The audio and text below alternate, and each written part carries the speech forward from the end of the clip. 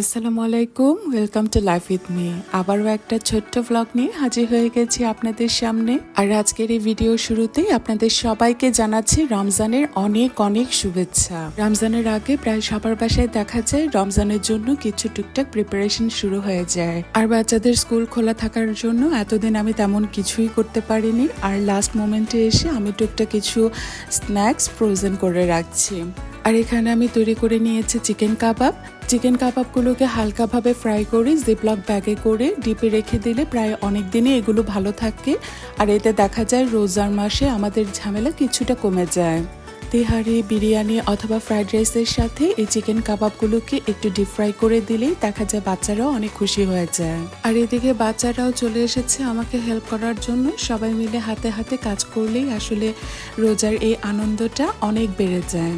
Usually যেই সব স্ন্যাক্সগুলো ইফতারের আগে বানাতে গেলে অনেক কষ্ট হয়, আমি সাধারণত সেই ধরনের স্ন্যাক্সগুলোকেই ফ্রোজেন করে থাকি।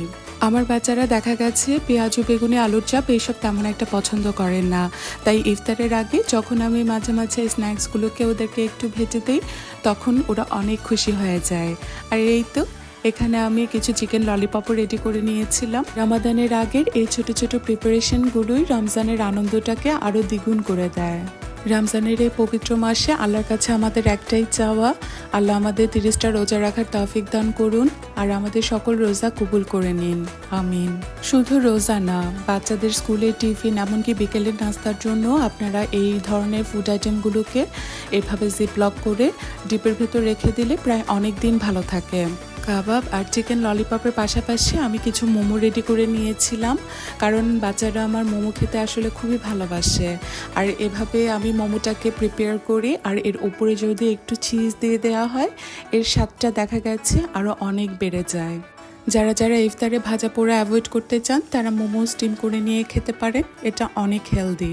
প্রায় প্রতি বছরই রোজার এই মাসে আমি আমার সাধ্যমতো চেষ্টা করি আমার খুব কাছের কিছু মানুষের মুখে হাসি ফোটাতে। এটা অনেক সামান্য হলেও আমার কাছে আসলে অসামান্য।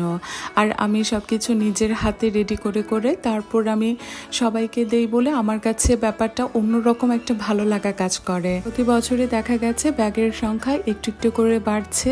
আর এভাবে আল্লাহ যেন আমাকে ভবিষ্যতে আরো অনেক মানুষের মুখে হাসি ফোটানোর তৌফিক দান করে, আমিন। সবসময় দেখা যায় রমজানের 10-15 দিন আগে থেকে আমার মনের মধ্যে অন্যরকম একটা ভালো লাগা কাজ করে। ছোটবেলা থেকেই দেখেছি আম্মু রোজার আগে সব ঘর বাড়ি ঝেড়ে ঝুড়ে পরিষ্কার করে রেখে দিত। আর আমরা প্রতিটা মেয়েই দেখা যায় আমরা আমাদের মাকেই অনুসরণ করি। এই ছিল আমাদের তারাবির প্রিপারেশন। প্রথম রোজার তারাবি আমরা সবাই মিলে একসাথে আদায় করেছিলাম, আলহামদুলিল্লাহ। আর এভাবেই মসজিদের পাশাপাশি এলাকার সব ছেলেরা মিলেই আমাদেরকে সেহরিতে ওঠার জন্য আহ্বান জানায়। আজকের এই ব্লগ এ পর্যন্তই। সবাই ভালো থাকবেন, আল্লাহ হাফেজ।